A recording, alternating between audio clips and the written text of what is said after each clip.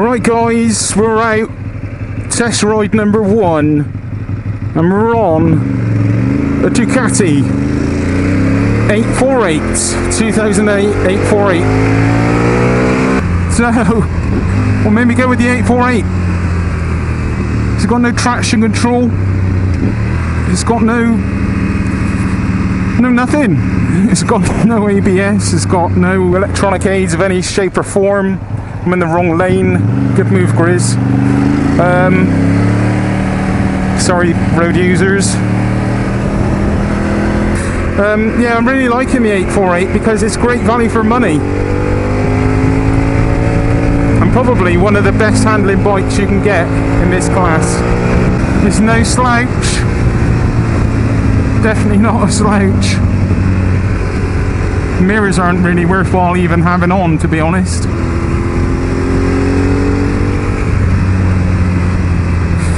So anyway, let's take it in, let's park up and have a little walk around of the 848. Now, I've really got to get used to not having a quick shifter now. And none of these gizmos that were so much fun on the BMW. But I'm determined that I can still find a fun kind of package bike for around kind of, I don't know, £5 something like that, 4.5, 5, maybe 6 at the tops, you know. Right, let's find a little bit of a room, a little space, and give you a little walk around. Here I do. Just here I do.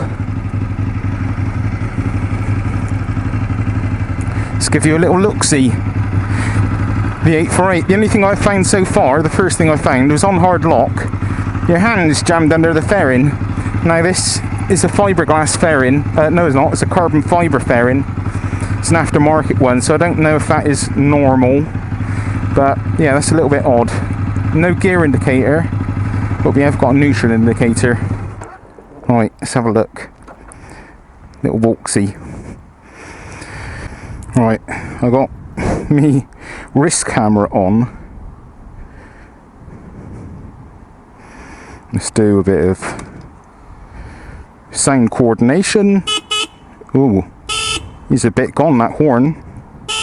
Yeah, I mean, this bike, apart from the comedy horn, I'm not sure about it. I was actually hoping for very good things with this bike. And I came to look at it. And yeah, it's a little bit off condition wise, but it's going to give me a good feel for what these bikes are about. Now, this is very different to the BMW, very different to the Panigale. This has got no electronic aids. This is old school. No traction control, no ABS, no anything. It's just raw biking at its best. Now this is the 848. This came in after the 749. And it was the bike that came out before, or is followed up by, the Ducati Panigale 899. It weighs, let's ride it, okay? Let's have a ride. This is a 2008 model, okay? This particular bike is not an A1 condition. It's got 12,300 miles.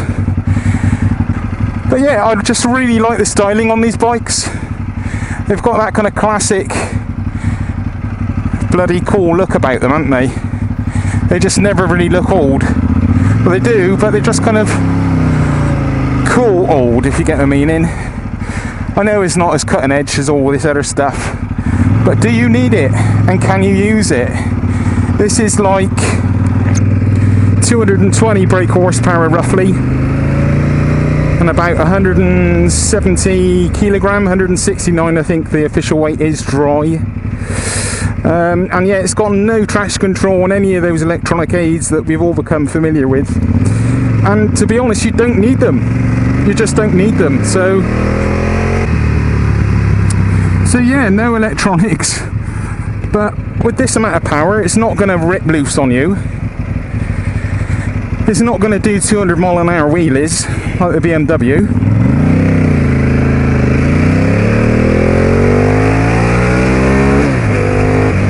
But it sounds cool. It looks cool. It certainly goes fast enough. It's certainly got enough go. I don't think this is the very most sharpest of examples, to be honest. It needs a good going over, in my opinion, this bike. But let's forgive it. It's 10 years old. What 10-year-old bike is going to be like a new bike? None, you know. So yeah, basically whatever I get, I'll give it a good going over anyway. Brakes are kind of okay. I think probably need some new pads in there, and probably the fluid needs bleeding out as well, so you could sharpen it up a bit more for sure. But it's nice. I read a few reviews about the bike and saying it's very front heavy, which is kind of cool from a standpoint of it not wanting to do a wheelie on you every 5 minutes. But actually, it's not that bad. It's not too front heavy. It's not hard work to steer it at any speed. So cool basically. And it's lovely feedback from the road, even though this bike's got pretty tired tyres on it. I'm liking this actually, feeling quite at home on it. The bike doesn't feel too small, which was the one thing I was worried about. Would it be physically too small for Grizz? But it's not. It's surprisingly comfortable and roomy. And yeah, I'm comfortable. Not too much weight on my hands. I mean, it is definitely focused on the hands. It's a sports bike, let's get real. But for me, having something like this and a second bike of sorts, like a supermoto or something like that, would be a great combination. Only thing that can rival this setup for me is something like the KTMs, the Super Dukes and the 790.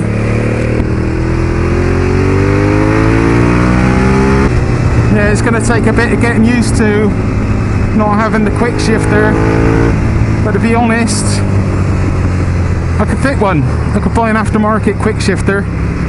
That would put me virtually with the same kind of experience as the BMW from a shifting standpoint. It's not going to cost mega money to do that, so that's an answer to one thing that I'm kind of used to from newer bikes. Cool banana. You're definitely more exposed, but maybe I can find a bigger double bubble, you know, screen, just to bring it up a bit higher and give me a little bit more protection. That would go a long way to sorting that out. But it's not terrible. And let's face it, I'm probably not going to ride this bike all day, although I could. The comfort is good. It's very good. In the summer I'd certainly stay cool, and that wind blast slows you down as well, so it's not a bad thing either.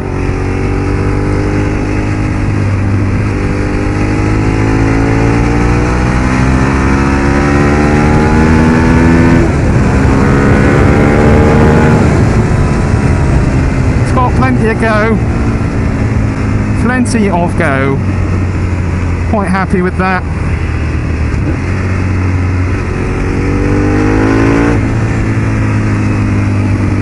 Yeah, and it's very sure-footed, responsive. I think it's absolutely perfect, to be honest. What more do you need? I mean, this has got standard exhaust on it. It's a little bit quieter. I would put a nice noisy exhaust for some extra noise,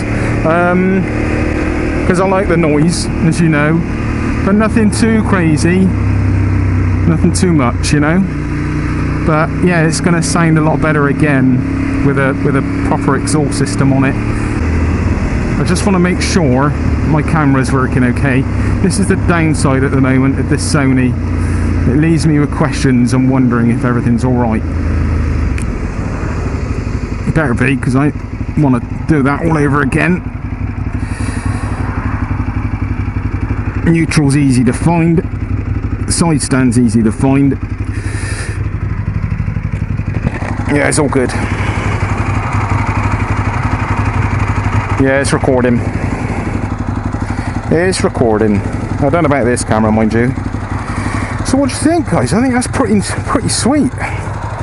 You know, I don't think I'm going to buy this exact model because it's got a bit of damage on the seat here.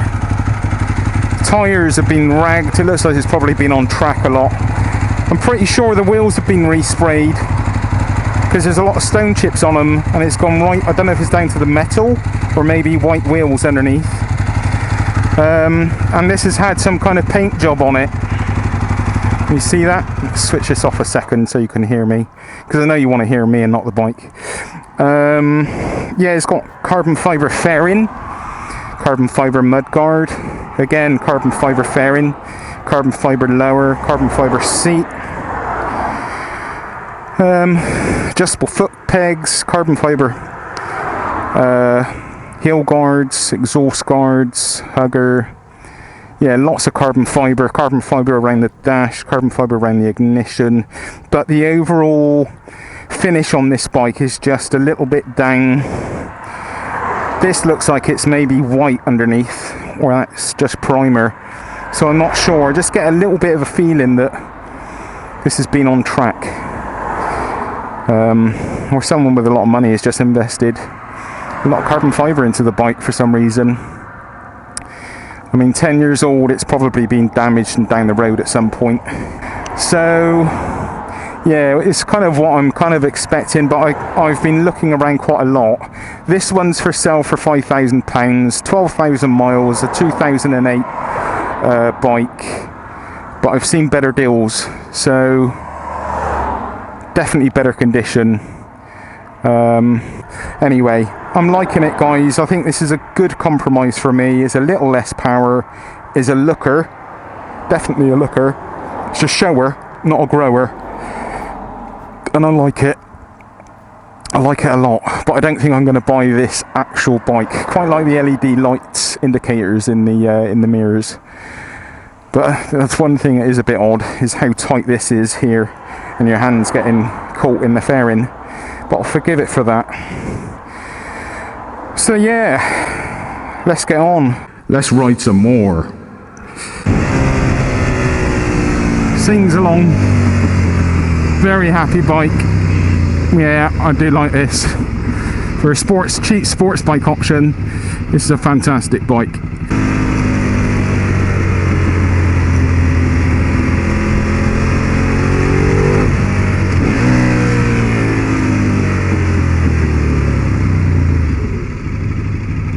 What it needs really is that quick shifter.